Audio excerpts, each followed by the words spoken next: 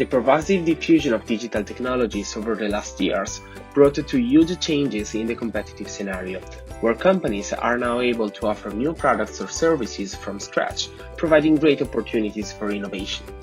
Consider, for example, the hotel industry, where the digital revolution enabled companies to significantly change the market in at least two different ways.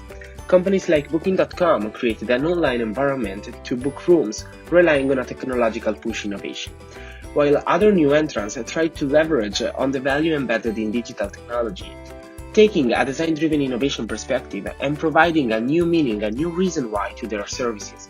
Consider, in this case, for example, Airbnb, which enable everybody to rent a private house to see a place, a city, from the eyes of a citizen and not in the tourist's shoes. These innovation opportunities can also be big challenges for established companies or incumbents, since it is always more difficult to see these new entrants coming.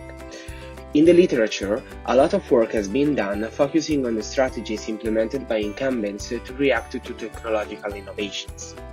Among the three main streams emerge boundary management, which means having the chance to rethink the company's boundaries and to collaborate with external players; incumbent configuration, which means that established companies can adapt their formal organization both at macro and micro level to react to the innovators' challenges; and complementary capabilities, which means the chance to rely on those assets and capabilities that enhance the ability to create and capture value.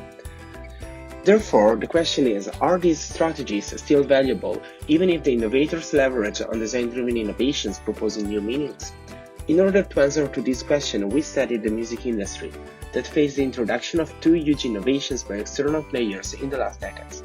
First, they faced the iPod and iTunes that redefined the meaning of the MP3 readers, pushing on the chance to buy, organize, and listen to your own music, having the chance to buy even the single song and moving the buying experience from the physical to the digital world. And second, with Spotify that enabled the user not to choose the songs, but to select a mood or a situation, having playlists and algorithms to do the rest of the job and moving the consumption of music from ownership to access. Therefore, we analyze how music makers reacted to these innovations and we compare their actions with the strategies mentioned for pure technological innovations.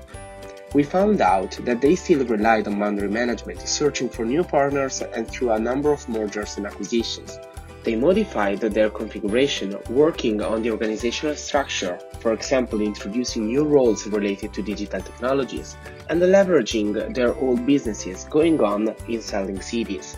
Finally, they relied on the complementary capabilities, but only changing their overall value proposition, searching for new ways to capture value and enhancing their customer orientation, while they did not rely on complementary assets, like specialized technologies, access to distribution channels, or complementary technologies, because the external innovators brought the competition on new domains, where previous complementary assets were not relevant anymore. Summarizing, we can see how when external innovators approach the market relying on a new meaning, incumbents react mainly in two ways.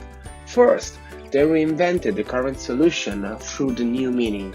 Indeed, they enhanced the CD sales, proposing the in-store experiences with the meet and greets with the singers, for example, or pushing the new popularity of vinyl as collector's object also for new releases. On the other hand, they develop new solutions based on the new meaning, for example, seeing music as a discovery process and working and proposing their own playlist. So, how they have been able to react relying on a multi-meaning strategy.